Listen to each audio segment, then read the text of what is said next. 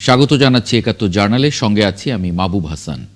সংবাদ পর্যালোচনা ভিত্তিক নিয়মিত এই অনুষ্ঠানে আমরা খবরের নানান বিশ্লেষণ করি। পত্রপত্রিকায়, টেলিভিশন, ডিজিটাল মিডিয়া এবং নিউজ পোর্টালে যেসব খবর শিরোনাম হয়ে থাকে আমরা তা জানিয়ে দিই। সেই খবরের সঙ্গে যুক্ত মানুষদের আমরা সংযুক্ত করি আমাদের আলোচনার টেবিলে। আমাদের স্টুডিও এবং অনলাইনে সংযুক্ত থাকা অতিথিরা সেসব খবরের গভীরে ঢোকেন। আজ আমার সঙ্গে আছেন সিনিয়র সাংবাদিক জিয়াউল কবির সুমন। আপনাকে স্বাগত জানাচ্ছি একাত্তর জার্নালে। দর্শক, বিভিন্ন সময়ে খবর পর্যালোচনায় আরও অতিথি পর্যায়ক্রমে আমাদের সঙ্গে যুক্ত হবেন, তখন তাদেরকেও পরিচয় করিয়ে দেব। এই মুহূর্তে দেশের প্রধান প্রধান অনলাইন পত্রিকাগুলোর শিরোনাম আমরা দেখে নিলাম।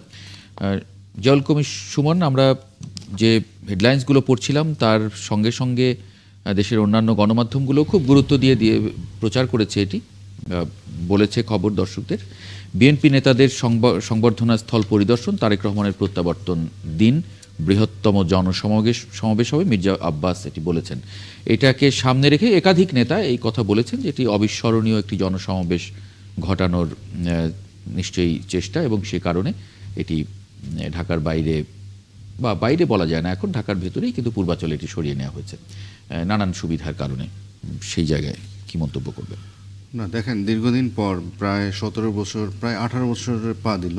এই এতদিন পরে, দীর্ঘ সময় পর একটি জনপ্রিয় এবং সবচেয়ে অন্যতম বড় একটি রাজনৈতিক দলের শীর্ষ নেতা তিনি দেশে আসছেন, এবং তিনি কোন প্রেক্ষিতে বাংলাদেশ থেকে তাকে যুক্তরাজ্যে যেতে হয়েছে এটিও সবাই জানেন। যে 2011 সরকারের সময়, সে সময় আপনার যে রাজনীতিবিদদের উপর যে একটা নিপীড়ন চলছিল, এবং তখনই বিশেষ করে 2007 সালের মার্চ মাসে ওনাকে গ্রেফতার করা হয়, এবং এরপর আপনার 2008-এর পরে সেপ্টেম্বরের 11 তারিখ সম্ভবত তাকে যুক্তরাজ্যে পাঠানো হয় নির্বাসনে বিভিন্ন টার্মস অ্যান্ড কন্ডিশন দিয়ে। তো এরপর থেকে তিনি সেখানে ছিলেন, এবং আপনি জানেন যে গত এই সরকারের সময় বাদ দিয়ে তার আগে প্রায় দেড় দশক এই বাংলাদেশও বিএনপি খুব যে মানে বিচ্ছিন্নভাবে আন্দোলন করা বা একটা জনমত তৈরিটা তারা করতে পেরেছেন, কিন্তু যে সরকারটি ছিল তারা তো জনগণের উপরে, দেশবাসীর উপরে অনেকটা জোর করেই তারা দমন-পীড়ন করেছে। তো সেই হিসেবে বিএনপি অনেকটা কোণঠাসা অবস্থায় ছিল। তো সেই অবস্থা থেকে বিশেষ করে গত এক যুগ ধরে বিএনপি অ্যাক্টিং চেয়ারম্যান তিনি সেখানে বিভিন্ন ভার্চুয়াল মাধ্যমে বিভিন্ন বিষয়ে, বিশেষ করে ওনার নেতাকর্মীদেরকে তিনি মোটিভেশনের মাধ্যমে তাদেরকে উজ্জীবিত করেছেন। ইভেন গণ অভ্যুত্থানের সময়ও তিনি কিন্তু একটি গুরুত্বপূর্ণ ভূমিকা পালন করেছেন। এবং তার বিশেষ করে আপনি একটা জিনিস খেয়াল করবেন যে 2007-এর আগের যেই সরকার ছিল বিএনপির, সেই সরকারের তুলনায় সেই তারেক রহমানের সাথে এই তারেক রহমানের কিন্তু বিস্তর ফারাক। তখন তার বয়সও কম ছিল, তার অভিজ্ঞতাও কম ছিল, আর এখন কিন্তু দুটোই কিন্তু বেড়েছে। তিনি রাজনৈতিকভাবে তিনি যেমন একটি বড় রাজনৈতিক দলের অন্যতম শীর্ষ নেতা, তেমনি তার বিশাল একটা ফ্যান ফলোয়ার রয়েছে। তবে একটা গ্যাপ যেটা হতে পারে, সেটা আমার মনে হয় সেটা হচ্ছে, যেহেতু বিএনপি 15 বছর, 17 বছর, 18 বছর ক্ষমতার বাইরে, তো তরুণ প্রজন্মের মধ্যে একটা গ্যাপ থেকে যেতে পারে বলে আমার মনে হয়। তবে আমি যেটা মনে করি, তার আগমনের ফলে, প্রত্যাবাসনের ফলে এই যে গ্যাপ সেটাও অনেকখানি কেটে যাবে। বিশেষ করে তার প্রতি, তার কথাবার্তায়, ভার্চুয়াল মাধ্যমের মানুষের তার প্রতি অনেক আকর্ষণ বা একটা ইমেজ তার মধ্যে একটা মনস্ফোটে এঁকে রেখেছে যে পরিবর্তিত তারেক রহমান নিয়ে। অতিথিদের যদি একটু যুক্ত করে নেই, আজিজুল বারী হেলাল, কেন্দ্রীয় বিএনপির তথ্য বিষয়ক সম্পাদক, তাকে একটু যুক্ত করে নেব। ব্যারিস্টার ডক্টর নাজিব মোমেন, জামায়াত ইসলাম মনোনীত প্রার্থী, পাবনা 1, তাকেও একটু যদি যুক্ত করে নেই। ধন্যবাদ। জি, থ্যাংক ইউ। ব্যারিস্টার নাজিব মোমেন, আমরা যেটি নিয়ে আলোচনা করছিলাম যে আজকে বিশেষ করে বিএনপির অ্যাক্টিং চেয়ারম্যান তারেক রহমানের দেশে ফেরা ঘিরে এক ধরনের প্রস্তুতি বিএনপির মধ্যে আছে, সেটা সারা দেশের নেতাকর্মীরাই উজ্জীবিত হচ্ছেন। বলা হচ্ছে যে এটা রাজনীতির একটা মানে বাংলাদেশের রাজনীতির একটা মানে ভার কেন্দ্র তৈরি করতে পারে, বা একটা আলাদা একটা ডাইমেনশন তৈরি হতে পারে তারেক রহমানের দেশে ফেরার পরে। বিএনপিও সেই প্রস্তুতি নিয়ে রেখেছে, একটা ব্যাপক জনসমাগম করে তারা একটা একটা জানানো দিতে চায়, বিশেষ করে এটাতে সেরকমটাই নেতাকর্মীদের কথাবার্তায় বোঝা যাচ্ছে। সেই জায়গা থেকে কি দেখেন? না, অবশ্যই যেটা আপনাকে ধন্যবাদ জানাতে চাই প্রথমে আমাকে আজকে আহ্বান ইনভাইট করার জন্য। এখানে কতগুলো বিষয় আছে। তারেক রহমান যেহেতু অ্যাক্টিং চেয়ারম্যান, এখন ম্যাডাম খালেদা জিয়ার অবর্তমানে দেশনেত্রী, যিনি শুধুমাত্র বিএনপির নেত্রী ছিলেন না, তিনি দেশনেত্রী ছিলেন এবং তার অবস্থানটা আসলে দলের ঊর্ধ্বে। তারপরে বিএনপিতে সর্বজন গ্রহণযোগ্য যে নেতৃত্ব, সেটা হলো তারেক জিয়া। তো তিনি আসছেন, এটা বিএনপি নেতাকর্মীরা ডেফিনেটলি উজ্জীবিত হবেন। তবে এখানে কিছু কিছু বিষয় কিন্তু রয়েছে যেগুলাকে তারেক জিয়াকে অ্যাড্রেস করতে হবে বলে আমি মনে করি।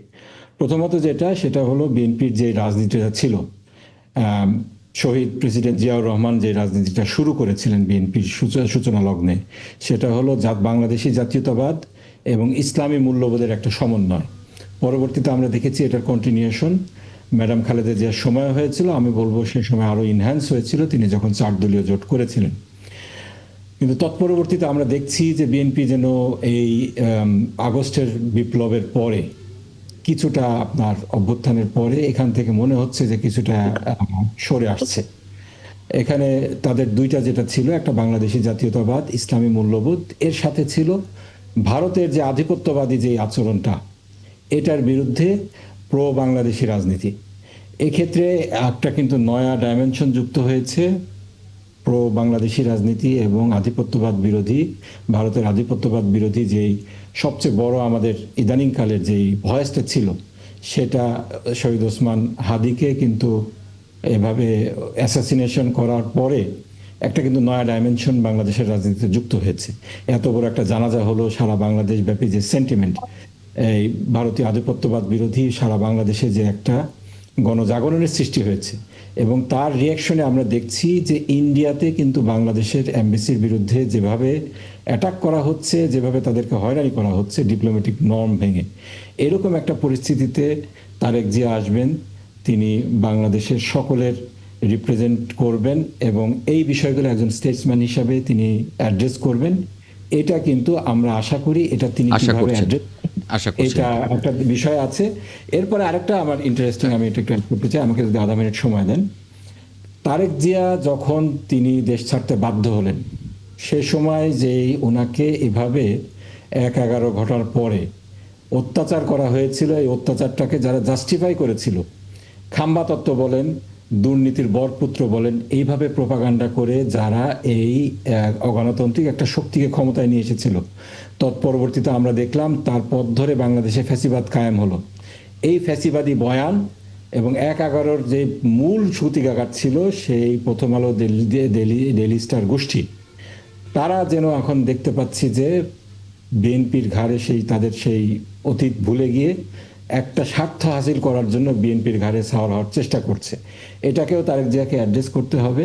সেই সময়টা দেখেন, এই যে ফ্যাসিবাদের আমরা এত সাফার, তারেক জিয়া সাফার করেছেন, তারেক জিয়ার ফ্যামিলি সাফার করেছেন, তারেক জিয়ার মা দেশনেত্রী বেগম খালেদা জিয়াকে এক কাপড়ে বাসার থেকে বের করে দেওয়া হয়েছে, সেই জীবনে একটা হাস্যকর মামলায় জেল খাটতে হয়েছে, আমাদেরকে তো ফাঁসি দেওয়া হয়েছে। কিন্তু তিনি তো বলেছেন যে প্রতিহিংসা করতে চান না। প্রতিহিংসার বিষয় না, এটা না, এটা হলো ফ্যাসিবাদের মূলোৎপাটন।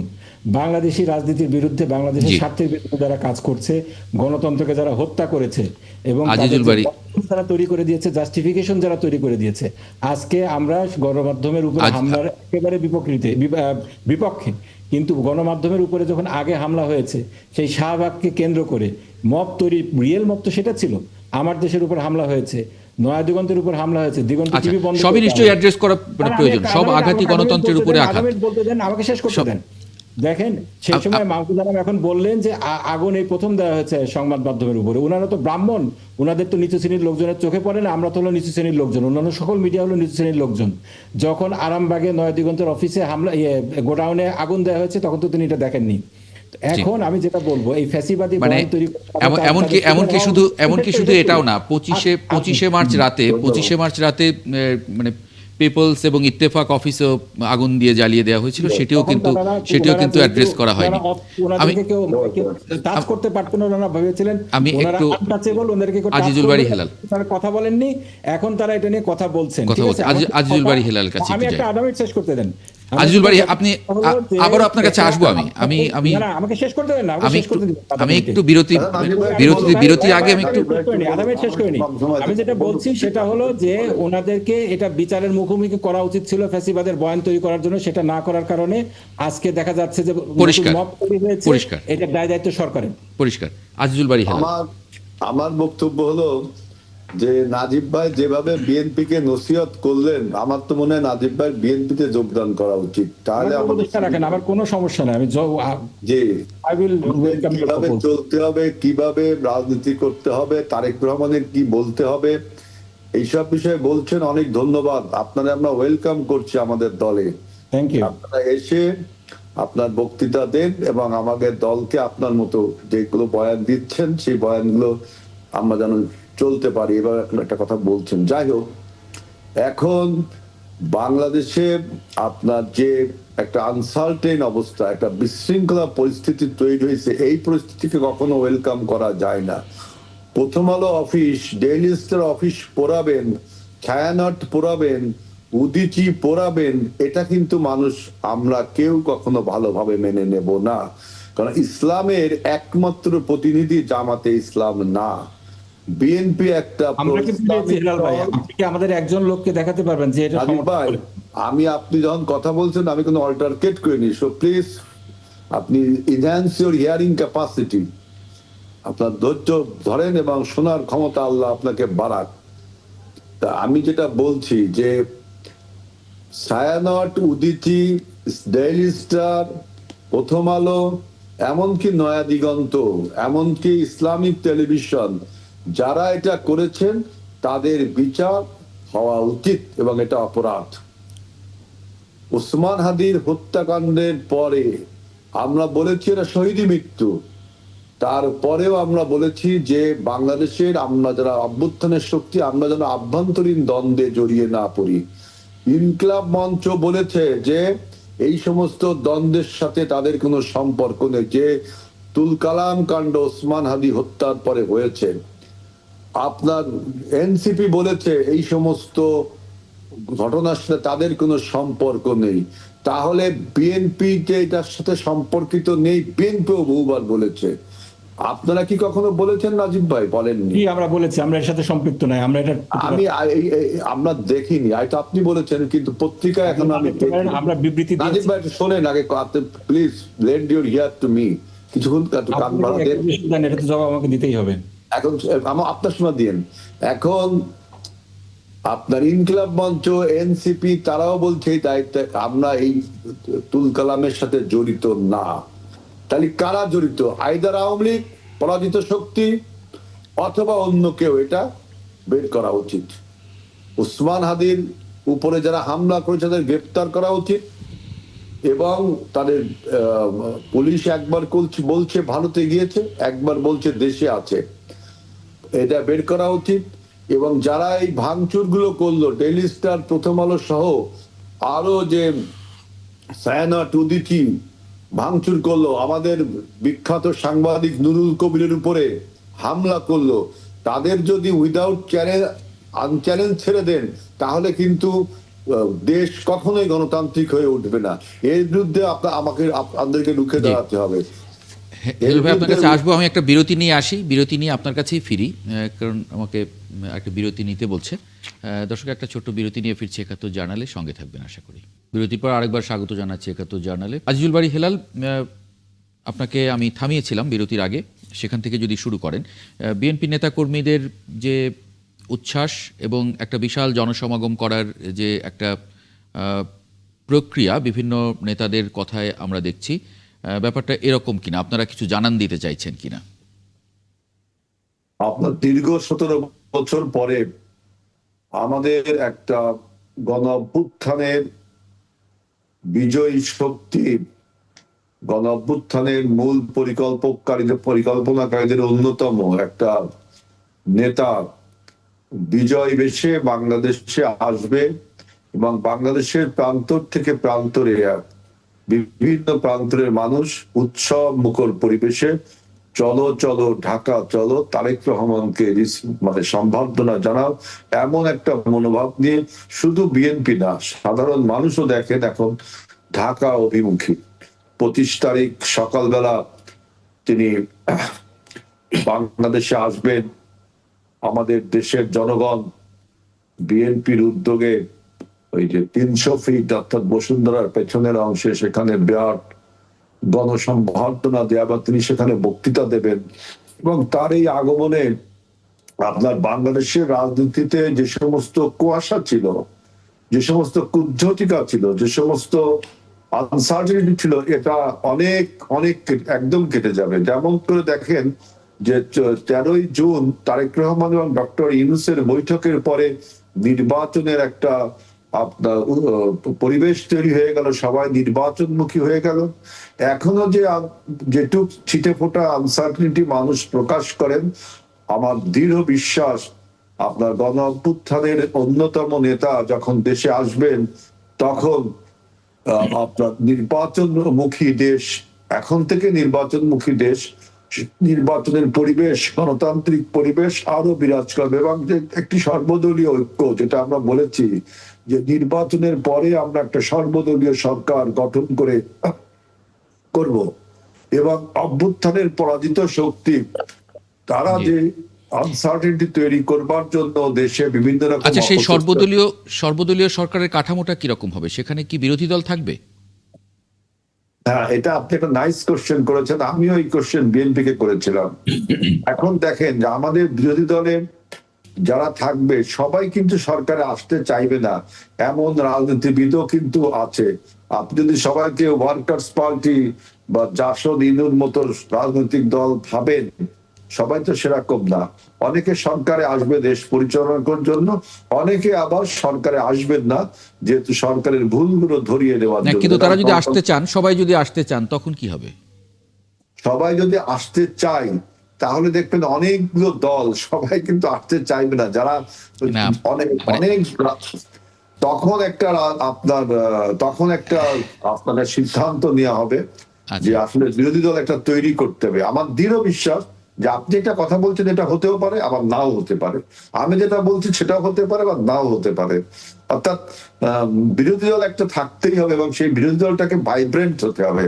বা এমনি শেখ হাসিনা মার্কা ডোমেস্টিক বিরোধী দল হলে তো দেশের গণতন্ত্র রান করবে না। জাতীয় সরকারের সেটা কিভাবে করবে? হ্যাঁ, সেটা কিভাবে করবেন প্রশ্ন রেখেছেন জিয়াউল কবির সুমন। হেলাল ভাই, জাতীয় সরকারের একটা রূপরেখা দিয়েছিলেন, সেটা কিভাবে হবে তাইলে? আমরা বলছি যে যারা অভ্যুত্থানের যে শক্তি, সবাইকে নিয়ে আমরা একটা জাতীয় সরকার। এখন ধরেন আমরা XYZ তিনটা দল যদি রাজনৈতিক সংসদে যায়, তাহলে অবশ্যই যারা যাবে না, হয়তো জেড গেল না বা এক্স গেল না, এরকম একটা কিছু হবে। যারা যাবে না তারা বিরোধী দল থাকবে।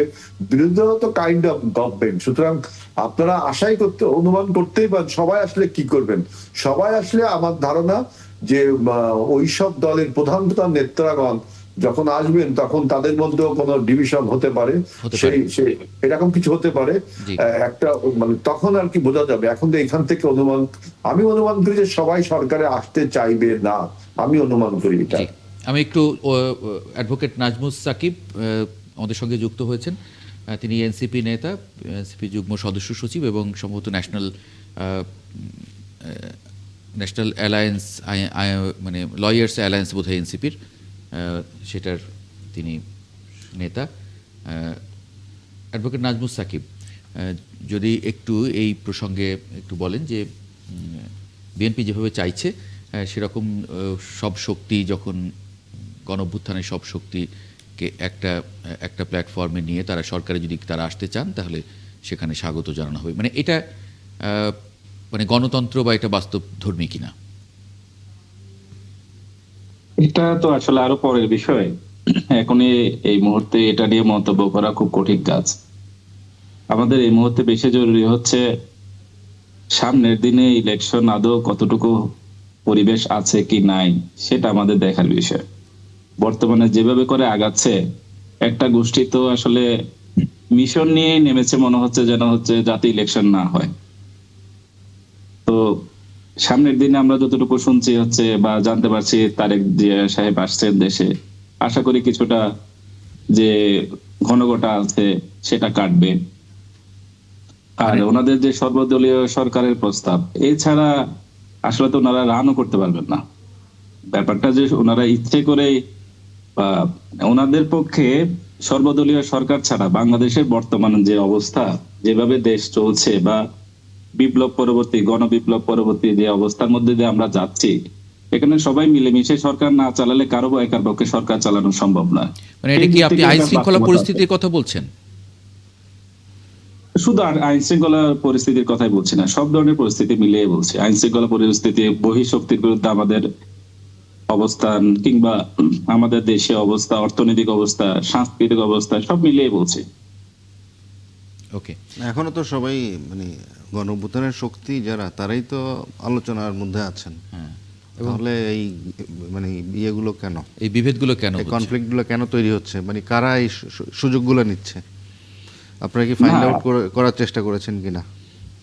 বিভেদ বলতে আমাদের তো আলাপ আলোচনা যেমন চলছে, সবাইকে সব বিষয়ে একমত হবো, এটাও তো এক ধরনের মানে ফেসিস্ট চিন্তা ভাবনা আর কি। আমরা তো সবাই সব বিষয়ে একমত হব না, তবে আমাদেরকে যথাসাধ্য দেখতে হবে আমাদের বিভেদটা যাতে এমন পর্যায়ে না যায়, আমাদের চেহারা দেখে দেখে বন্ধ হয়ে যায়, এই পর্যায়ে যাতে না যায়। আমাদের না, বিভেদ থাকবে।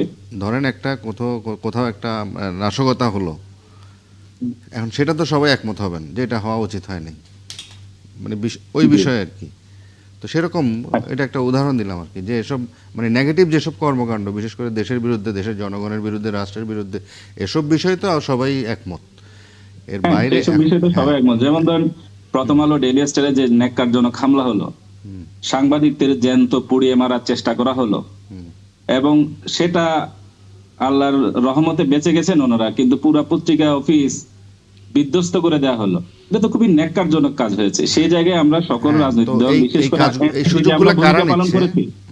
এই সুযোগগুলো কারা করছে, কারা নিচ্ছে, এগুলো তো দেখেন, আপনাদের মানে এই ব্যাপারে আমি একটু ক্লিয়ার কাট কিছু কথাবার্তা বলি, সেটা আমি আমার ফেসবুক অ্যাকাউন্টেও বলেছি, আমি সরাসরি বলছি। এখানে কিছু উস্কানিদাতা, যেমন এই পিনাকি ভট্টাচার্য, ইলিয়াস হোসেন, সাবেক সাংবাদিক, ওনারা বিদেশ থেকে যেভাবে করে উস্কানি দেন এবং পুরা পত্রিকাটা বিধ্বস্ত করার যে ন্যারেটিভ ওনারা উৎপাদন করছেন, আর ইলিয়াস সাহেব তো এক কাটি সরে, শুনি তো সরাসরি বলা যায় এখন এই ভেঙে ছুড়ে দিয়ে আসতো। এই যে ওনাদের এটার জন্য যদি একসাথে 22 জন সাংবাদিক, যদিও ওই সময় বা 28 জন মনে হয়, ডেইলি স্টারে যেরকম বিপদগ্রস্ত 26 ছিল, হ্যাঁ। মরে যাওয়ার জি। আশঙ্কা ছিল, ছাদে এটা তো কোনো মতেই কাম্য না। এবং তাদেরকে আমি আমার শক্ত অবস্থান জানিয়েছি তারা, এবং আমার দলের আহ্বায়ক নাহিদ ইসলাম সরাসরি বলেছেন এটা হচ্ছে ফৌজদারি অপরাধের পর্যায়ে পড়ে, এবং তাদের বিরুদ্ধে ফৌজদারি ব্যবস্থা নিতে হবে। যারা যারা ঘটনায় সরাসরি জড়িত তাদের বিরুদ্ধে অ্যাকশন নিতে, তাদেরকে গ্রেফতার তো করতেই হবে, বিচারের মুখোমুখি করতে হবে। আর যারা উস্কে দিয়েছে, যেমন পিনাকি, ইলিয়াস, এদেরকে ডিপ্লোম্যাটিক চ্যানেলও অ্যাকশন নিতে হবে, তাদের বিরুদ্ধে ফৌজদারি মামলা করতে হবে। আর কারো ব্যক্তির জীবন কেড়ে নিবে, এটা তো কোনো বয়ান হতে পারে না। ওনারা তো আমাদের বাংলাদেশের যে রাজনৈতিক পরিস্থিতি সেটাকে ভোলেটাইল করে দিচ্ছে। তারা আবার একটা গোষ্ঠীর সাথে, আমি দলের নাম নিচ্ছি না, তারা একটা গোষ্ঠীর সাথে ওতপ্রোতভাবে জড়িত হয়ে এই কাজগুলোতে অংশ নিচ্ছে। একটা রাজনৈতিক দলের তার প্রেস রিলিজে বলতেছে হচ্ছে তার ব্যক্তির দায় সংগঠন নেবে না, তাহলে ব্যাপারটা কি এরকম? আঞ্চলিক নেতার দায়িত্ব কেন্দ্রীয় নেতা নিবে না, বা আঞ্চলিক সংগঠনের দায়িত্ব কেন্দ্রীয় সংগঠন নিবে না? ব্যাপারটা কি এই পর্যায়ে চলে গেছে? ব্যারিস্টার ডক্টর নাজিব মোমেন। জি, ধন্যবাদ। মানে হেলাল ভাই যেটা বলছিলেন যে এনসিপি বিবৃতি দিয়েছে প্রথম আলোর আক্রমণ, ছায়ানটের আক্রমণের বিরুদ্ধে, বিএনপি দিয়েছে, আমাদের দিকে ইঙ্গিত করে বললেন, আমরা বলে কোনো বিবৃতি দেইনি। আমি আপনাকে কোট করে বলতে চাই, ডিসেম্বরের 29 তারিখ 6টা 13 ডক্টর শফিকুর রহমান আমিরে জামাত যে বিবৃতি দিয়েছেন সেখানে তিনি কি বলেছেন? তিনি বলেছেন দেশবাসী যখন হাদি হত্যার বিচারের দাবিতে সোচ্চার, সেই মুহূর্তে দেশে বেশ কয়েকটি দুঃখজনক ঘটনা ঘটেছে যেগুলো অত্যন্ত উদ্বেগজনক। সে প্রেক্ষিতে কয়েকটি কথা বলা জরুরি। প্রথম আলো, ডেইলি স্টার এবং প্রবীণ সম্পাদক নুরুল কবিরের উপর হামলা এবং অপপ্রচারের তীব্র নিন্দা জানাচ্ছি। আনইকুইভোকাল, যেটা উনি রিজয়েন্ডার দিয়েছেন। স্বাধীন গণমাধ্যম রাষ্ট্রের স্থিতিশীলতার পূর্ব শর্ত। গণমাধ্যমের স্বাধীনতা ও সুরক্ষা আমাদের সবাই মিলে নিশ্চিত করতে হবে। ফ্যাসিবাদ আমলে যে সমস্ত গণমাধ্যমের উপরে নগ্ন হামলা করা হতো সেই সংস্কৃতিতে আমরা ফিরে যেতে চাই না। এরপরে তিনি ক্যাটাগরিক্যালি কালচারাল সেন্টার ভাঙচুর অগ্নিসংযোগের বিরুদ্ধে কথা বলেছেন।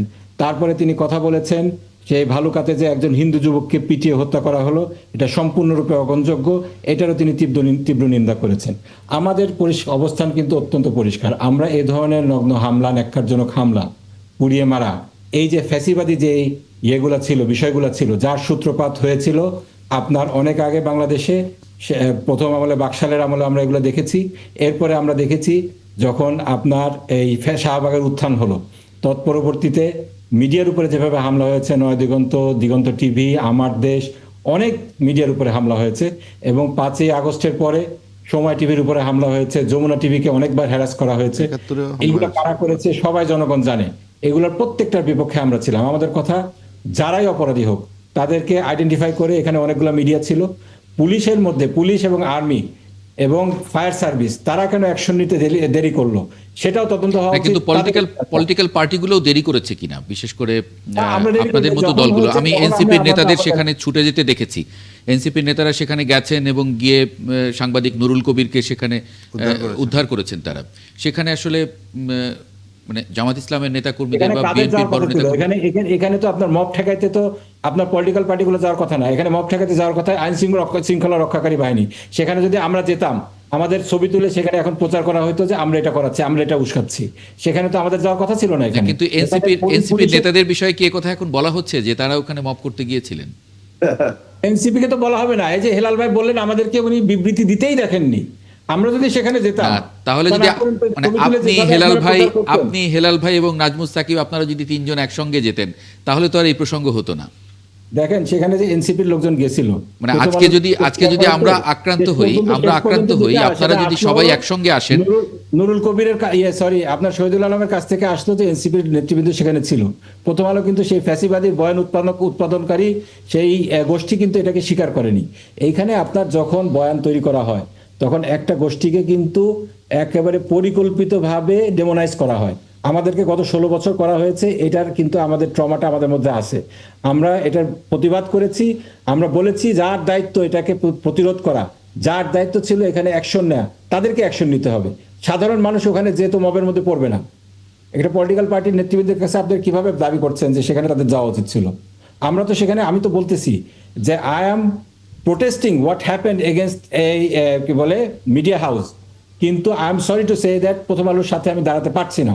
কারণ প্রথম আলো গত 16 বছর শুধু আমাদের উপরে না, তারেক জিয়াকে আমি বলেছি খাম্বা তত্ত্ব তারা আবিষ্কার করেছে, দুর্নীতির বরপুত্র তারা বলেছে, এই জিয়া অরফানেজ মামলার যে বিষয়গুলো কারা তৈরি করে দিয়েছে, তারেক জিয়াকে যেভাবে অত্যাচার করা হয়েছে 1/11 পরবর্তীতে 1/11 তো তারাই ঘটিয়েছে।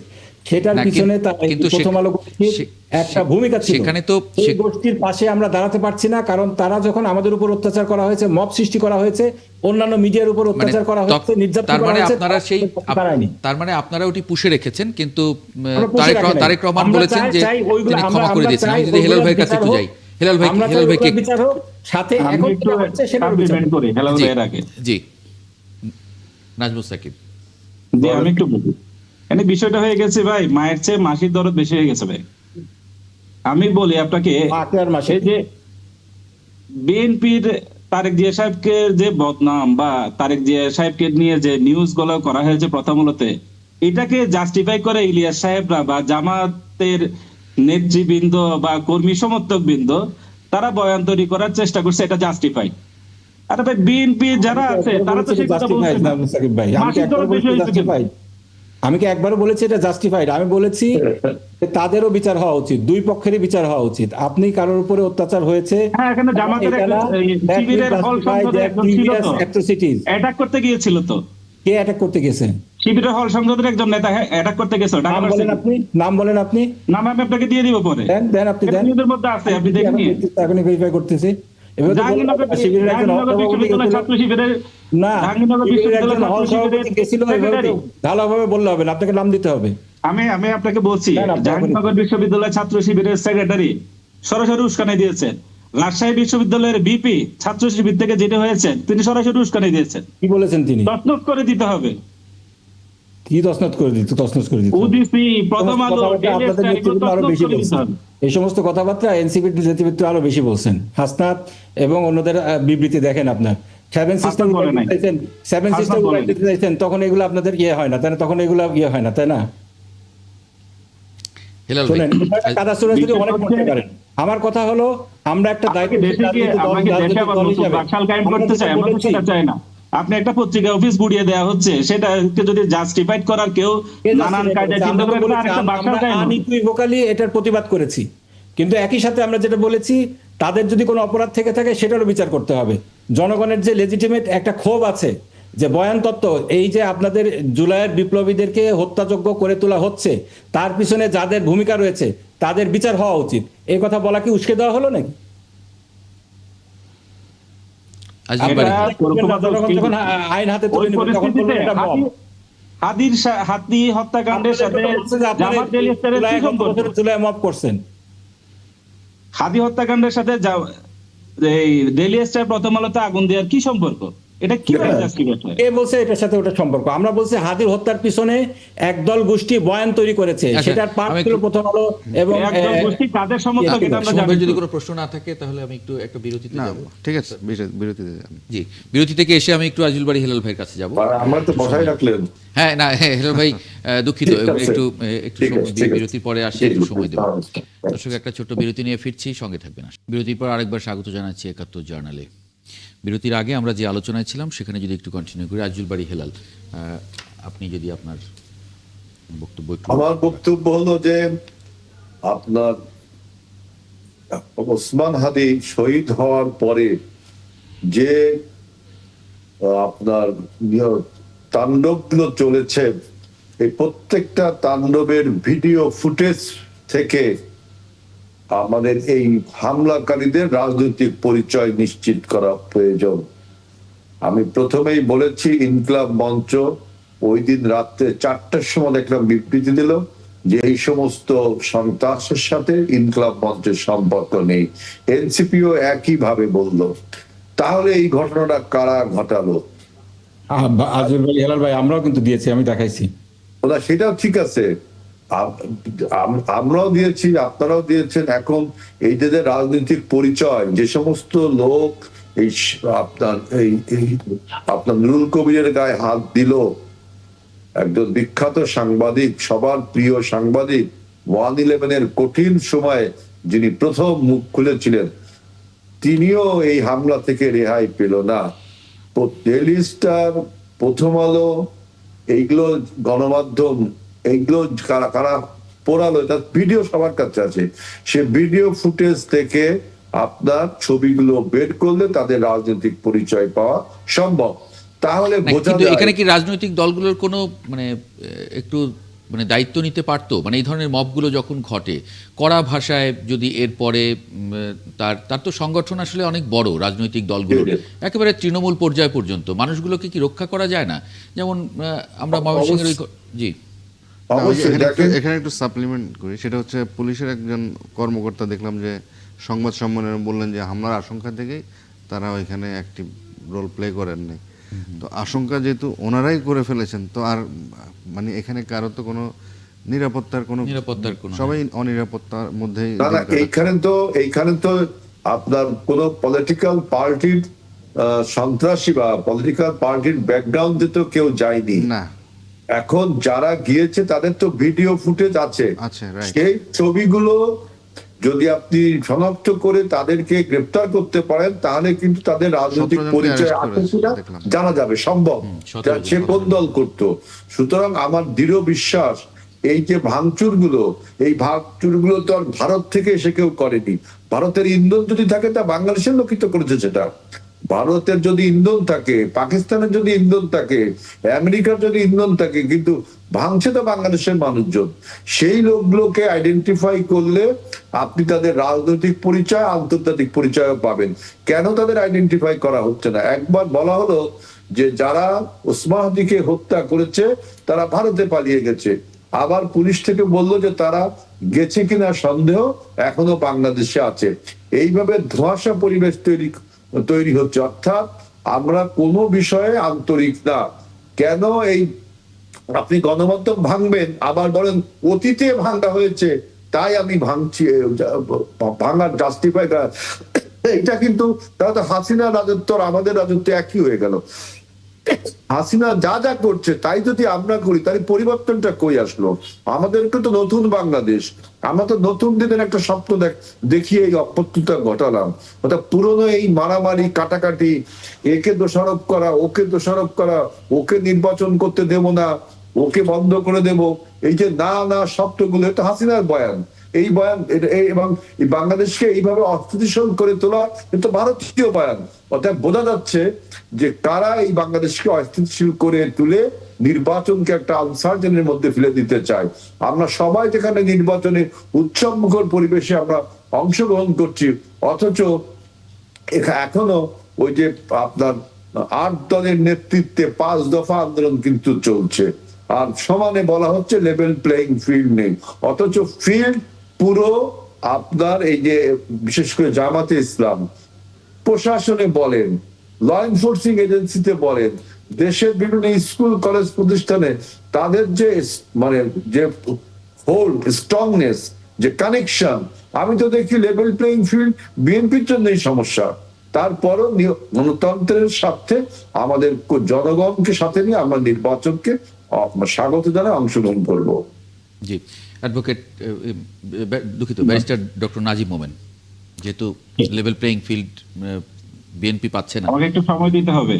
জি জি, আপনার যেটা বললেন আপনার ঠিক আছে, আপনার স্কুল কলেজ মাদ্রাসা এখানে তো শিক্ষিত লোকজন থাকে, সমস্যা নেই, কিন্তু টেম্পো স্ট্যান্ড, তারপরে হাট মাঠ বাজার ঘাট কারা দখল করতেছে জনগণ কিন্তু দেখতেছে না। আপনার দেখেন মানে যে শিক্ষিত লোকজনের জায়গা দখল করলে অসুবিধা নেই। কথা বলতে দেন, আমি হেলাল ভাই আপনি যখন কথা বলছেন আমি ইন্টারফেয়ার করি না, আমাকে কথা বলতে দেন। আপনার এখন লেভেল প্লেইং ফিল্ডের কথা বলছেন, আবার আইন শৃঙ্খলা পরিস্থিতি অবনতির কথা বলছেন। এইভাবে যদি আইন শৃঙ্খলা কথা বলতে দেন হেলাল ভাই, আপনি ইন্টারফেয়ার করেন।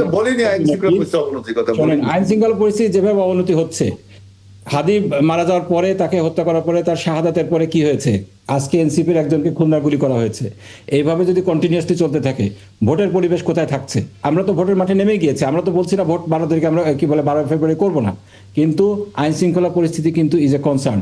তারপরে আপনার আইন শৃঙ্খলা পরিস্থিতি যদি এরকম থাকে, প্রথম আলো ডেইলি স্টার যখন পুড়িয়ে দেওয়া হলো, পুলিশ আর আর্মি দাঁড়ায় দাঁড়ায় তামাশা দেখছে।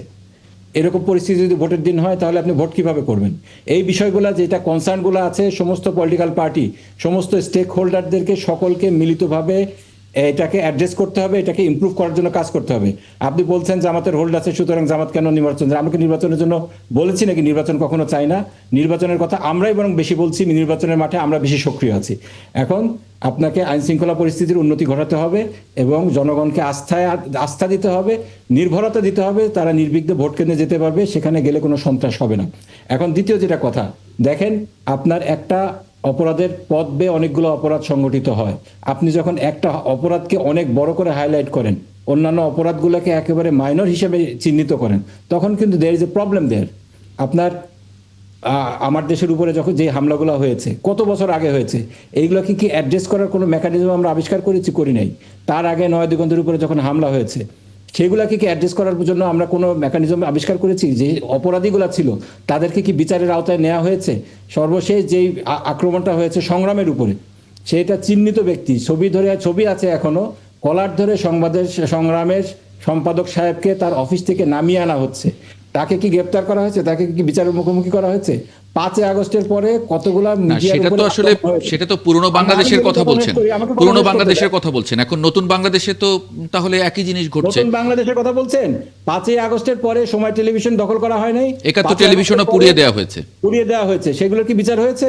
সুতরাং আমি যেটা বলছি যে আমাদের দেশে দেখা যাচ্ছে যে একটা ব্রাহ্মণ শ্রেণী আছে, তাদের গায়ে হাত দিলে একেবারে হাউকাও লেগে যায়, কিন্তু অন্যদেরকে যখন গায়ে হাত দেওয়া হয় তখন কেউ কিছু বলে না।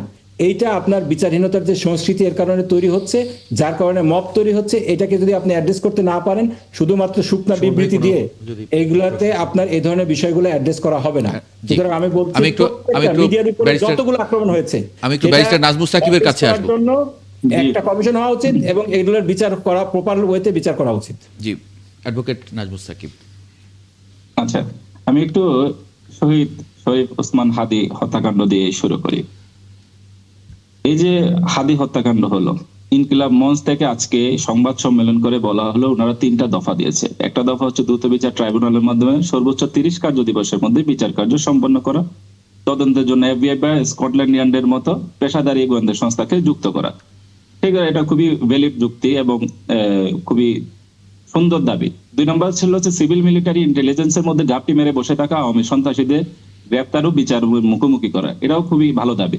3 নম্বর দাবি হচ্ছে তাদের স্বরাষ্ট্র উপদেষ্টা, বিশেষ সহকারী এবং আইন উপদেষ্টাকে জনগণের কাছে তাদের অবজ্ঞতার কারণ প্রকাশ করে এই খুনের সকল দায় নিয়ে পদত্যাগ করতে হবে। দেখে এখানে মূলত এই পর্যায়ে কাজটা হচ্ছে স্বরাষ্ট্র উপদেষ্টার কাজ, বিশেষ সহকারীর কাজ আছে, পুলিশের কমিশনারের কাজ আছে, কিন্তু ডক্টর আসিফ নজরুলের এই মুহূর্তে তেমন একটা কাজ নাই। ডক্টর আসিফ নজরুল হচ্ছে আইন উপদেষ্টা, আসামি ধরা তো ওনার কাজ না, এটা তো স্বরাষ্ট্র উপদেষ্টার কাজ, ওনার পুলিশের কাজ, ওনার ডিপার্টমেন্টের কাজ। আসিফ নজরুলের পদত্যাগের প্রশ্ন আসছে কেন? উনি তো ছেড়ে দিয়েছেন ফয়সালকে, তার বিচার বিভাগ তো ছেড়ে দিয়েছে ফয়সালকে 3 মাসের মধ্যে অস্ত্র সহ ধরা পড়ার পর। ফয়সাল যে পরবর্তীতে খুন করবে এটাকে কেউ জানতো? ফয়সালকে হাদি পর্যন্ত কে নিয়ে গেছে এগুলো তদন্ত করতে হবে না? আমাদের ছোট বোন জুমা বলল হচ্ছে 3 মাসের মধ্যে ছেড়ে দিয়েছে নাজমুল সাকিব। আমি বলছি এই প্রসঙ্গে আসছি, আমি এই প্রসঙ্গে আসছি। আমাদের ছোট বোন জুমা বলল বা আমাদের ইনকিলাব মঞ্চ থেকে বলা হচ্ছে এই বিচার নির্বাচনের আগেই করতে হবে। দেখেন, আপনারা যদি সবকিছু এইভাবে টাইম ফ্রেম বেঁধে দেন, 30 কার্য দিবসের মধ্যে বিচার কার্য সম্পন্ন করে ফেলতে হবে, ইনভেস্টিগেশন সহ সবকিছু। এখন তখন তো প্রশ্ন আমাদের বা আরো যারা এইভাবে করে দাবি করছেন, প্রশ্ন উঠেছে আমরা কি সঠিকভাবে তদন্ত হতে দিতে চাচ্ছি না? এই ঘটনার সাথে, হাতি হত্যাকাণ্ডের সাথে কারা কারা জড়িত, কোন কোন রাঘব বল জড়িত, কোন কোন চ্যানেল থেকে তার কাছে পয়সা আসছে, কার কি স্বার্থ সিদ্ধি আছে, ঢাকা আসন সংক্রান্ত কোন স্বার্থ সিদ্ধি আছে কিনা, কে কি ইলেকশন করতে চায়, কারা এখান থেকে এটার বেনিফিট নিতে চায় কি চায় না, নানান প্রশ্ন আছে। সেগুলো তো সমাধান করে ইনভেস্টিগেশন করতে হবে। নাম কাগজে একজন ইনভেস্টিগেট করে দিলাম, শুধু ফয়সালকে নিয়ে জড়িত করলাম, তাহলে তো প্রকৃত জিনিসটা উঠে আসবে না। সেটার জন্য তো আগে সুন্দর একটা তদন্ত, প্রপার তদন্ত হওয়া দরকার। সেই তদন্তটা স্বরাষ্ট্র মন্ত্রণালয়ের অধীনে হবে। তারপরে যখন বিচারের পর্যায়ে আসবে তখন ডক্টর আসিফ নজরুলের বিষয় আসবে। এখন দেখেন, এই যে অস্ত্র মামলায় এই পটেনশিয়াল জেনে ছিলেন ফয়সাল, তাকে জামিন দেয়া হলো, তারপর আরো 9 মাস কেটে গেল। এর মধ্যে সে কি করলো? এর মধ্যে আসিফ নজরুলের দোষ কোন জায়গায়? বিচার বিভাগ জামিন দিয়েছে, তারপর ওখানে যারা অন্য পক্ষে লয়ার ছিলেন তারা তাদের আর্গুমেন্ট প্লেস করেছে, তার ভিত্তিতে জামিন হলো। 9 মাস পরে একজন, এখানে তো থাকে না আইনজীবী হিসেবে, আপনি বলেন, অন্য পক্ষ তো সরকার।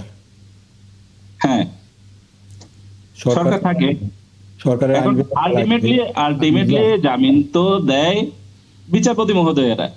তারা কি বিবেচনা করে দিয়েছে সেই নথি তার আমাদের কাছে নাই, কিংবা অ্যাটর্নি জেনারেল অফিস কতটুকু কি করছে সেটা আসলে আমি ভালো বলতে পারবো না। কিন্তু আমার বক্তব্য হচ্ছে সেটা দিয়ে আপনি এটাকে কানেক্ট করা, এটা তো অনেক দূরবর্তী ব্যাপার।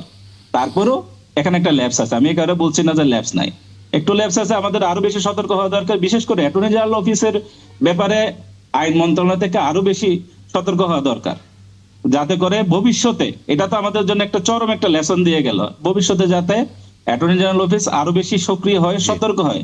যেগুলোতে মনে করেন যে তারা এখানে হয়তো হাইকোর্ট জামিন দিয়েছে তার বিবেচনায়, কিন্তু চেম্বার জজ তো রয়েছে, আপিল বিভাগে যাবে তারা, জি এই সুমন ভাই, ব্যাপারটা করতে পারে। সুমন ভাই, কিন্তু এটা আমার অত্যন্ত টোটাল valid, বক্তব্য হচ্ছে কারণ আসিফ নজরুলকে যেভাবে করে এখানে ভিকটিম করা হচ্ছে, আমি এটার প্রচন্ড বিরোধী অবস্থান পোষণ করি। আসিফ নজরুল হচ্ছে জুলাই বিপ্লবের অন্যতম অংশীদার। আমাদের 2জন ছাত্র, 3জন ছাত্র উপদেষ্টা ছিলেন, তারা ওখান থেকে পদত্যাগ করে চলে এসেছেন, এনসিপি করতেছেন।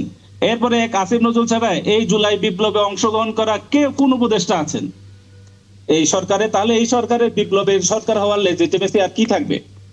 তো এবং আসিফ নজরুল তার আমলে যে পরিমাণ সংস্কারের কাজ করেছেন সেটা অতুলনীয়। ওনার আমলে সেক্রেটারিয়েট হয়েছে, আলাদা করে জুডিশিয়াল না, এখানে একটা সেক্রেটারিয়েট বিষয় হচ্ছে, যেমন সুমন ভাই যদি ইনকিলাব মঞ্চ শহীদ ওসমান হাদি, উনি কিন্তু বেশ কয়েকবার কিন্তু উনি হুমকি পেয়েছিলেন এবং তিনি জিডিও করেছিলেন। তো মানে তারপরেও প্রপার নিরাপত্তার কিন্তু ব্যবস্থা নেওয়া হয়নি। তো এখন সেটা স্বরাষ্ট্র মন্ত্রণালয়ের কাজ। হ্যাঁ, তো এখন যে অভিযোগগুলো আসছে, এখন যারা প্রার্থী আছেন তারাও কিন্তু এখন নিরাপত্তাহীনতায় ভুগছেন কোনো না কোনোভাবেই। পত্রিকায় দেখলাম যে 15 জন গানম্যান চেয়েছেন নিরাপত্তার জন্য। তো এই বিষয়গুলো সামনে যত নির্বাচন আসবে, সময় দিন ঘনিয়ে আসবে, এগুলো যে আরো হবে না সেটা কিন্তু আমরা বলতে পারি না। আর সবাই একজন কিন্তু একজন হ্যাঁ। গানম্যান দিয়ে আসলে আর কতটুকু সবাই নিরাপত্তা কিন্তু দেওয়া যাবে? যার না, যার সেটা ঠিক। সবাই কিন্তু যার যার ধরেন যে নিরাপত্তা প্লাস তার নির্বাচনী প্রচারণা এগুলো নিয়ে কিন্তু ব্যস্ত থাকবেন। নিরাপত্তার বিষয়টাকে তারা কিন্তু ওইভাবে কতটুকু আমলে নেবেন, না, আমলে প্রার্থীরা নেওয়াটাও নেবেন কঠিন, কিনা, আর এটা নেওয়াটাও কঠিন। এত গণমানুষের মাঝে এটা নিতে পারবেন কিনা রাত-দিন, সেটা একটা রাত-দিন বিষয়। প্রচারণা চালাতে হ্যাঁ, হয়। তো সেখানে কিন্তু একটা দুশ্চিন্তা থেকেই যায় কিন্তু।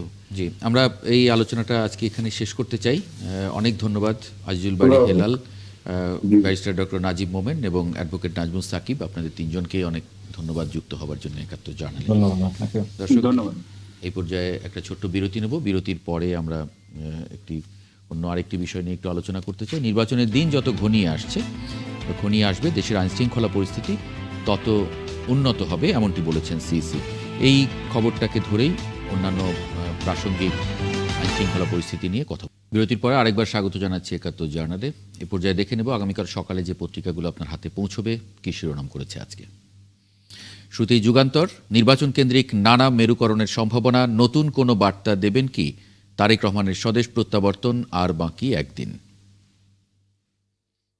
দৈনিক ইনকিলাব, ভয় কেটে যাবে, ভোটের দিন যত ঘনিয়ে আসবে ততই আইনশৃঙ্খলা পরিস্থিতির উন্নতি হবে, নির্বাচন কমিশনের প্রতি মানুষের এখন আস্থা আসবে, সিইসি।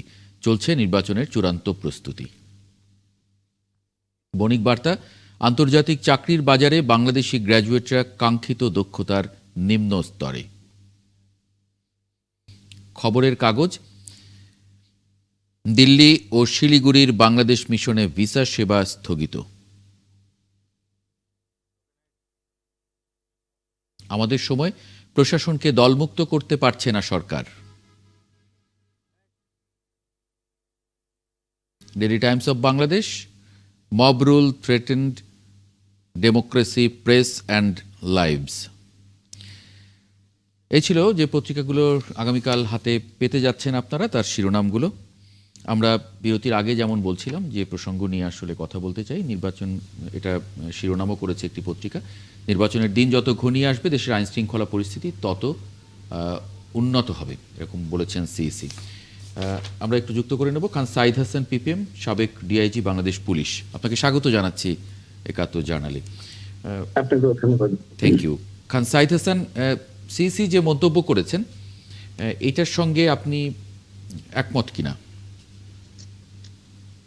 একমত হতে চাই। আমাদের স্টেক হোল্ডার্স হিসেবে আমাদের প্রত্যাশাও এরকম, কিন্তু বাস্তবে যে কতটুকু হবে এটা নিয়ে আমারও অনেকের মতোই সংশয় আছে। তার কারণ হলো যে নির্বাচন যত ঘনিয়ে আসবে উত্তেজনা তত বাড়বে। এখনো আমাদের যে হিসাব, আমরা এখনো বিএনপি, জামাত ইসলাম এবং এনসিপি নিয়ে হিসাব করছি, কিন্তু আরো যেমন অন্য দল, সেদিন দেখলাম একটা সোশ্যাল মিডিয়াতে দেখলাম জাতীয় পার্টির একজন নমিনেশন ফর্ম তুলেছেন। আজকে দেখলাম বোধহয় চিটাগং ডিভিশনে আওয়ামী লীগের সমর্থক একজন ফর্ম তুলেছেন। এইরকম তো আরো উঠবে, তা উঠলে তখন পরিস্থিতিটা কেমন হয় এটা বলা মুশকিল। তবে আমরাও আশা করি যে ইলেকশন যত কাছে আসবে তত বেশি যেন ভালোই হয় পরিস্থিতি। কারণ তখন তো অন্যান্য পুলিশের সাথে, যদিও এখন সেনাবাহিনী মাঠে আছে, অতটা তৎপর না হলে তাদেরও তৎপরতা বাড়বে বলে তো আমাদের কাছে মনে হলো। আজকে গতকাল কিন্তু বোধ আজকে ওই যে ৩ বাহিনীর প্রধান সিইসির সাথে দেখা করলেন, গতকাল আর কি, আসলে আজকে হয়ে গেছে। তো সমস্ত কিছু আমাদের আশার আলো জাগায়। আর তো তারপরেও সংশয় থেকেই আছে, সংশয়ের থেকে এখনো উঠতে পারিনি। আপনার চাকরি জীবনের অভিজ্ঞতা কি বলে আসলে, মানে নির্বাচন যত ঘনিয়ে আসে তত কি পরিস্থিতি, মানে নির্বাচনের দিন যত ঘনিয়ে আসে পরিস্থিতি ভালো হয় নাকি তখন আরো উত্তেজনা বাড়ে? উত্তেজনা বেড়েছে। আমার অভিজ্ঞতা, আমার ২১ বছরের চাকরির অভিজ্ঞতা আমি দেখেছি। ১৯৮৮ সাল থেকে ২০০৮ সাল ৯ সাল পর্যন্ত নির্বাচনগুলো আমি কন্ডাক্ট করেছি সরাসরি সম্পৃক্ত থেকে। তো তাতে দেখেছি এটা বাড়ে, উত্তেজনা বাড়ে, অস্থিরতা বাড়ে, সমস্ত কিছু বাড়ে, বেড়েছে। এখন হয়তো কমবে কিনা আমি জানি না। জি, সুমন ভাই কোনো প্রশ্ন যদি থাকে? না, এটা যেটা সিইসি যেটা বলেছেন আমরা এটা বিশ্বাস করতে চাই, কিন্তু বাস্তবতা কিন্তু আমরা সেটা পারছি না। আর গণমাধ্যম কর্মী হিসেবে আমাদের কাজে কিন্তু সন্দেহ করা। তো আপনি যেসব আলামত আমরা দেখছি, এই প্রতিদিনই কিছু না কিছু আমরা দেখছি বিভিন্ন জায়গায়, এগুলো কিন্তু সুষ্ঠু নির্বাচন, সুন্দর শান্তিপূর্ণ নির্বাচনের বার্তা কিন্তু দেয় না। কারণ এখানে এই যে গতকালকের পত্রিকায় দেখলাম যে, যেটা একটু আগে বললাম যে গানম্যান চাচ্ছেন, প্রার্থীরা, তো উনি গানম্যান নিয়ে কতক্ষণ উনি নির্বাচন করবেন, দিন রাত ওনাকে বিভিন্ন জায়গায় চষে বেড়াতে হবে। তো আপনি মোটা দাগে আমার আইন শৃঙ্খলা পরিস্থিতি যে কোনো মূল্যেও এটা করতেই হবে। এখন আপনি দেখেন ইসি অনেক, এই যে ভোটের ক্যারাভানও কিন্তু তারা চালু করে দিয়েছেন, 10টা ক্যারাভান জেলাগুলোতে ঘুরবে গণভোটের জন্য। হ্যাঁ, গণভোটের জন্য 6.5 লাখ প্রবাসী নিবন্ধন করেছেন, ভোট দিবেন বাইরে থেকে।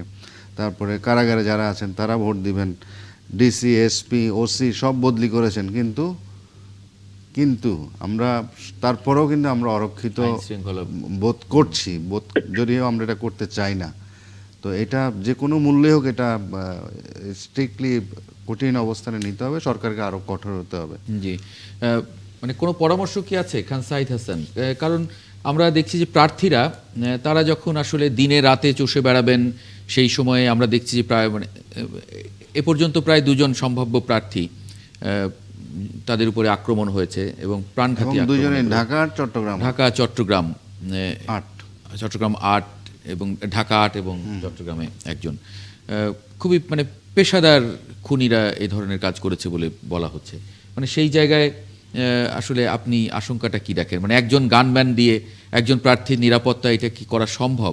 কারণ তিনি তো হাজার হাজার লাখ লাখ মানুষের সঙ্গে মিশবেন, চলবেন, কে তার ক্যাম্পেইনে ঢুকছে, কে বের হয়ে যাচ্ছে, মানে এটা তো শুধু এটা না, এর বাইরেও যে দিন যত যাবে আপনার নানান দেখা যাবে ডাইমেনশন, নানান ধরনের অপরাধের মাত্রাও কিন্তু চেঞ্জ হবে। মানে এখন তো একদিকে হচ্ছে টার্গেট কিলিং করা হচ্ছে বা এরকম কিছু, এর বাইরেও যে অন্য কিছু হবে না সেটারও তো কোনো নিশ্চয়তা আমরা দিতে পারি না। জি, খান সাইদ হাসান। না, আমি আপনার সাথে, আমার সহ আলোচক ওনার সাথেও আমি একমত যে আসলে একজন গানম্যান দিয়ে ওই যে উসমান হাদির মতো কিলিং হয়তো ঠেকানো যাবে যদি ওসমান হাদির পাশে একজন গানম্যান অস্ত্র নিয়ে বসে থাকে, তাহলে যিনি তাকে হত্যা করতে এসছে সে হয়তো ওইভাবে আসতে সাহস করবে না। কিন্তু সেক্ষেত্রে যে কাজটা হবে, ওই ক্রিমিনাল তার মানে মোড অফ অ্যাকশনটা চেঞ্জ হ্যাঁ, করে ফেলবে। অ্যাকশন চেঞ্জ করবে, স্ট্র্যাটেজি চেঞ্জ করবে। যখন দেখবে তার সাথে একজন রিভলভারওয়ালা ব্যক্তি আছে বা পিস্তলওয়ালা একজন আইন শৃঙ্খলা ব্যক্তি আছে, সে তখন ওইটুকু সতর্কতা নিয়েই কাজটা করবে। এটা কিন্তু এছাড়া আপনার যে বড় বড় যেটা আপনার এখন পাবলিক ডিল করতে হবে, তাদের সাথে পাবলিক ডিল করতে হবে, সেক্ষেত্রে একজন গানম্যান এটা কোনোভাবে যথেষ্ট না। বরঞ্চ যেটা যে বললেন যে আমাদের ক্রাইমের চাইতে ফিয়ার অফ ক্রাইমটা মানুষকে বেশি আতঙ্কিত করে তোলে। তো এই যে আমাদের মধ্যে যতই যাই মানে সিসি সাহেব বলুন, আমাদের ল এনফোর্সিং এজেন্সির বিভিন্ন কমান্ডাররা বলুন, যাই বলুন না কেন, আসলে আমরা কিন্তু মানে ওই ফিয়ার থেকে, ক্রাইমের ফিয়ার থেকে আমরা এখনো মুক্ত হতে পারছি না। বিকজ প্রতিদিনই গত কয়েকদিনে আপনারা তো ঢাকা চিটাগাং এর কথা বললেন, আমি তো বোধহয় গতকাল দেখলাম নাকি আজকেই খুলনাতেও এরকম একটা ঘটনা ঘটেছে। জি, এই শুটিং ইনসিডেন্টস গুলো তো 5ই আগস্টের পরে বেশ কমে গিয়েছিল, কিন্তু হঠাৎ করে আবার বাড়ছে। এটা আমাদের জন্য একটু সতর্কবাণী বহন করে। আর যেটা আপনি বলেন আমার কোনো সাজেশন আছে কিনা, সাজেশন হলো যে এটা অবশ্য জেনারেল সাজেশন, যে যাকে আপনি যে দায়িত্বটা দিবেন সেই দায়িত্ব সে যথাভাবে পালন করলো কিনা তাকে অ্যাকাউন্টেবল করতে হবে। দয়া করে তার দায়িত্বের পরিধি ছোট করে দেন, দিয়ে কিন্তু তুমি যতটুকু এটা তোমাকে পালন করতে হবে, না পারলে উইল বি হেল্ড রেসপন্সিবল। এটা যদি এনশিওর করা যায়, যদিও হয়তো গভর্নমেন্ট পারবে না, বিকজ এই গভর্নমেন্ট তো সময়ও কম, আর তাছাড়া গভর্নমেন্টের প্রতি তো সরকারি কর্মকর্তারা অতটা আস্থাবান না। এখন এই ধরনের দুর্বল গভর্নমেন্টের প্রতি সরকারি কর্মচারীরা কখনো আস্থাবান হয় না, তারা চায় আসলে একটা নির্বাচিত এবং শক্তিশালী সরকার। তো সেই ক্ষেত্রে এটা গভর্নমেন্ট পারবেন কিনা আবার তারপর চেষ্টা করতে পারেন, এটাই আমার পরামর্শ। যে অফিসারকে যেখানকার জন্য যে দায়িত্ব দেওয়া হবে সেই দায়িত্বের জন্য সে সর্বোত্তভাবে পালন করে এবং তার জন্য তাকে অ্যাকাউন্টেবল করা হয়, তাহলে হয়তো কিছুটা পরিবর্তন হতে পারে, উন্নতি হতে পারে বলে আমার ধারণা। এখানে আমি একটা লাইন বলে রাখি, সেটা হচ্ছে পুলিশ বলছে হামলার ভয়ে তারা যায় নাই, আপনার স্পটে কিন্তু সেনাবাহিনী আছে। রাজনৈতিক দলগুলো কি বলছে, তারা ট্যাগ খাওয়ার পরে ভয়ে তারা যায় নাই, যে আবার কে কখন ছবি তুলে তাদেরকে ট্যাগ লাগিয়ে দেয় যে এখানে তারা ছিল। তো আসলে দায়িত্বটা কাউকে না কাউকে তো নিতে হবে। আমরা ধরেন বাক স্বাধীনতায় আমরা এখন সত্য কথা বলতে আমরা কিছুটা ভয় পাচ্ছি। আমাদের বাক স্বাধীনতা এবং জীবনের নিরাপত্তা, এই দুইটা জিনিস অত্যন্ত গুরুত্বপূর্ণ, এবং এই দুইটা না যতক্ষণ না আমরা এটা, ধরেন আপনার সাথে আমার দ্বিমত থাকতে পারে, কিন্তু একে অপরের মতামত, বাক স্বাধীনতা, এটাকে আমাকে শ্রদ্ধা করতে হবে। আমি যতক্ষণ পর্যন্ত না এগুলা করতে পারবো, আমি এই মানুষের যে এই যে এগুলা যেসব বিশৃঙ্খল কর্মকাণ্ড চলছে এগুলো ঠেকানো অত সহজ হবে বলে আমি মনে করি না। জি, খান সাইদ হাসান। এবং এই যে মবের ভয়, বিশেষ করে আমরা একটু আগে, আপনি আসার আগে আমরা যে আলোচনাটা করছিলাম সেখানে পলিটিক্যাল নেতারা বলছিলেন যে তারা কোনো একটা মব ঠেকাতে যেতে চান না, কারণ কেনাকে ছবি তুলে আবার তিনিই মব করছেন এরকম যদি প্রচার চালানো হয়, মানে এটাও তারাও ভয় পাচ্ছেন। খুব স্বাভাবিক, তাদের যার যার ভয়, বা আমি একা সেখানে কাউকে রক্ষা করতে গেলে সেটাও এক মানে ধরনের অর্থাৎ ভয় কেউ এখন কাজ করে। দায়িত্ব নিতে যাচ্ছে না। দায়িত্ব কেউ নিতে চাইছে না, অথচ একটা প্রাণ Exactly, ঝরে এমনই যাচ্ছে। বলতে চাচ্ছি। হ্যাঁ, দায়িত্ব নিতে যাচ্ছে না কেউ, রাইট? এটাই খুবই অ্যালার্মিং, দায়িত্ব নিতে জানাতে হবে। আপনি যে একটা দলের নেতা হবেন, সেই দলের কর্মীরা যদি আবেগের বশবর্তী হয়ে কিছু করতে চায়, আপনি সেটা যে ঠেকাতে পারতে সাহস পাচ্ছেন না, তাহলে আপনি দায়িত্ব ছেড়ে দেন। ঠিক একই কথা সরকারি কর্মকর্তা কর্মচারীদের জন্য প্রযোজ্য। যে ঠিক আছে, অফিসার ইনচার্জ বা রিটার্নিং অফিসার উনি বলছেন আমার জন্য অনেক দায়িত্বটা, এরিয়াটা বড় হয়ে যাচ্ছে, এরিয়া ছোট করে দেন। বাংলাদেশে তো সরকারি কর্মকর্তা কর্মচারীদের অভাব নাই সংখ্যায়, তাদেরকে ছোট করে দেন, থানার সাইজ ছোট করে দেন, এক থানাতে 3 জন অফিসারকে ভাগ করে দেন, একটা রিটার্নিং অফিসার জায়গায় সহকারী রিটার্নিং অফিসার জায়গায় একজনের জায়গায় আপনি 3 জনকে করে দেন, যাতে করে তারা সার্ভেলেন্স স্ট্রংলি রাখতে পারে। বাট তাকে রেসপন্সিবল করতে হবে এবং তার কাছ থেকে অ্যাকাউন্টেবল করতে হবে যে আপনি কেন পারলেন না জবাব দেবেন। জি, আপনি ভয় যাবেন না, পুলিশ যাচ্ছে না, পুলিশ গেলে ওখানে আমার আক্রান্ত হতে পারে।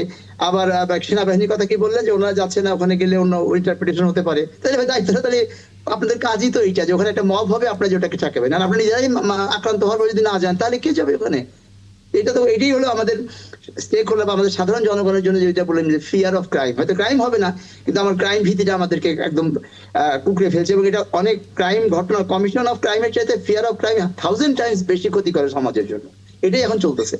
জি, অনেক ধন্যবাদ খান Saeed But Hasan, someone has to BPM। take the necessary steps to prevent Yes. this. জি, আর নাহলে বলতে হবে যে আমি সরি, আমি পারবো না, তাহলে somebody else will come to take the responsibility, that's all. জি, অনেক ধন্যবাদ খান সাইদ হাসান পিপিএম এবং জল কবির সুমন, আপনাদের দুজনকে যুক্ত হওয়ার জন্য আজকে ৭১ জার্নালে। দর্শক, আপনাদেরকেও ধন্যবাদ জানাচ্ছি। আগামীকাল একই সময় ৭১ জার্নাল দেখার আমন্ত্রণ জানিয়ে রাখছি, সঙ্গে পাবো আশা করি।